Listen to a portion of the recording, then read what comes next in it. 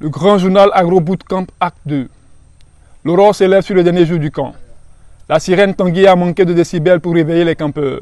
Le feu de camp de la veille en est pour quelque chose. À pas de tortue, les campeurs se sont mis aux tâches matinales. L'engouement des grands jours était toujours présent, mais l'atmosphère était lourde avec les regards hagards. Campagnards et campeurs, voici le sommaire. Le compostage, le dernier atelier du camp. La clôture médiatique par RFI et France Inter. À Wanabi, un rattrapage des dernières minutes. Un bilan satisfaisant. Une séparation difficile. Et enfin, les remerciements. Le compostage, dernier atelier du bloc camp. Très attendu par les participants, le compostage a été effectué sous la houlette de FEMI. Épicentre de l'agroécologie, le compostage est un mélange de matières organiques que l'on rassemble en silos, en tas, afin qu'elles subissent une décomposition aérobique. Toutes les étapes ont été passées au peigne fin pour le bonheur des campeurs dont les questions ont trouvé des réponses satisfaisantes.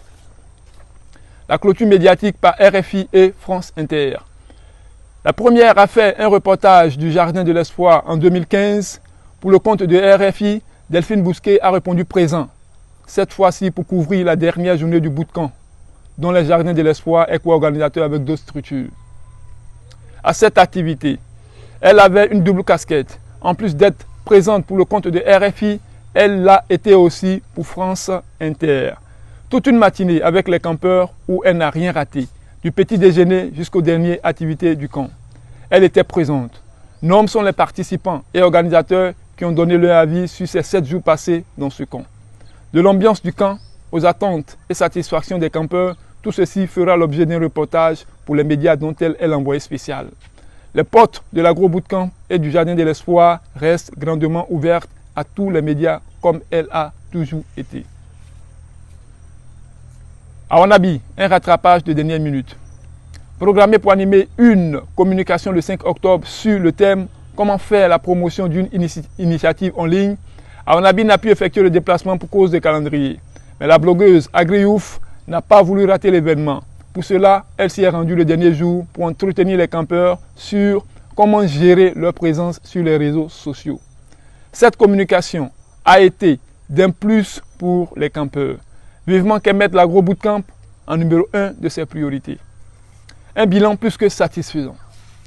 Des participants aux organisateurs, chacun a fait son bilan personnel avant la difficile séparation.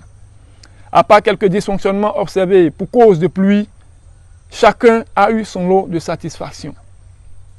Alors que les organisateurs se sont satisfaits du déroulement des 90% des programmes et de l'ambiance communautaire, les participants, quant à eux, ont vu leur attente comblée par la cohabitation de la pratique et de la théorie, et surtout par les projections qui retracent le quotidien des agroécologistes.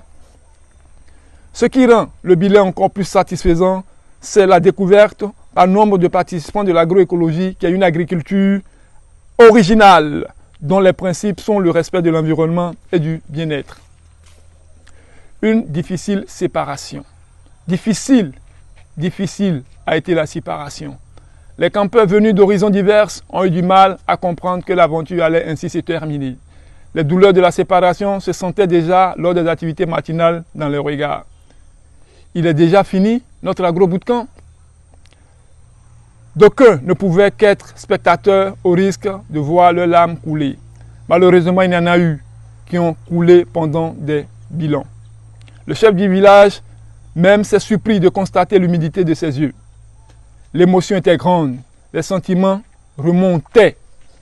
Les prises de photos n'annihilaient pas l'état des personnes. On était pressés pour avoir nos attestations, mais personne n'osait se détacher. Avec nos attestations en main, on traînait toujours, on échangeait les mots. Pour refuser de souffrir, certains participants ont dû s'éclipser en toute discrétion, sans un au revoir. Oui, ce n'est qu'un au revoir. Les remerciements.